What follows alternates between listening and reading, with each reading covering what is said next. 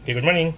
Share ko lang po sa inyo itong nabili natin sa Lazada na gamit sa ating holder ng camera or mga pan natin, mga tawag dito, Insta360. So, ito po yung quick release ng ikinakabit para iniiwasan na po natin yung mag-screw saka unscrew ng ating mga gadgets para in case meron tayong mabilisan na kailangang kuhanan, hindi po tayo madidelay. So, ito po yung quick release niya. So, kumuha lang po muna tayo ng isa. Leap Flight po ang kanyang brand. So, kumuha lang po muna tayo ng isa para ma-check yung quality. Pero so far, ang ganda po. And nasa, kwan lang po yata ito. Check ko po ulit yung price niya. Pero very reasonable po. Nasa 500 po yata. Yung iba 1,000 plus, pero ito yung nakita kong cheapest, and then maganda po yung kanyang review. So ito po yung lock, and then ipupush natin to para mag-unlock. Yan po. Then iaangat natin to. Ayun pala, meron pa pala. Pull, to. Then para ma-unlock. Ito po.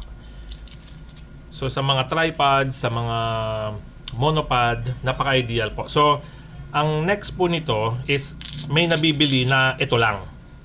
So ito na po ang pararamihin natin. Mas mura na po ito. Parang nasa 100 to 200 plus po yata kung hindi ako nagkakamali. Then iiwanan na po natin ito sa mga gadgets para kuha na lang po tayo. Lipat na lang po tayo ng lipat. Pero kung let's say meron kayong separate tripod and then merong monopod, mas ideal pa rin po na merong set kasi ito ilalagay na rin po natin ulit sa isang gadget. So anyway, very reasonable naman po yung price. And then build quality po, napakaganda niya. Solid aluminum po. And then meron pang kasamang pouch. And then yung tools kasama na rin po. So ito po yung panghigpit dito.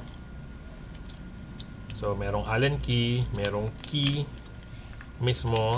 And then ito po yung bolt na ikukan natin, na i-screw natin dito pag ilalagay sa mga tripods. Ito pa. Ayan. Para mag-fix na po siya sa area. Then, dito na po natin i-connect. Okay? Hindi ko po alam kung para saan ito, pero parang meron siyang gamit. Parang sa locking clip po yata. Parang sa mga GoPro, kung hindi ako nagkakamali. I-check ko nga lang po para ma-confirm na natin. Kunin ko lang po sandali yung item. Okay, so nakuha na po natin yung clip ng GoPro. Ito po yung sinasabi ko, kung tama po. So pag ganun, same na po yung kanyang integration. Ito po, then unlock.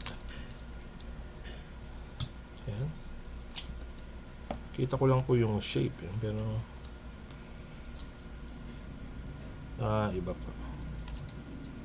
Hindi pa, iba. So parang parehas yung shape ng clip nitong GoPro, yung attachment, pero hindi po. Meron sigurong another design po ito. Pero for now, gagamitin po natin siya dito. So, again, clip, mabilisan. Oop, yan. Oh, sorry. Yan.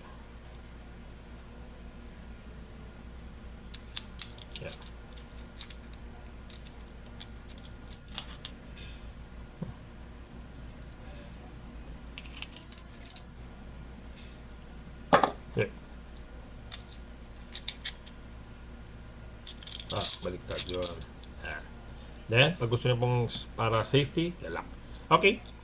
So, nice product po. Highly recommended. Build quality, nice.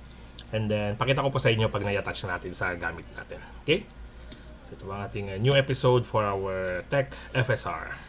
Salamat po!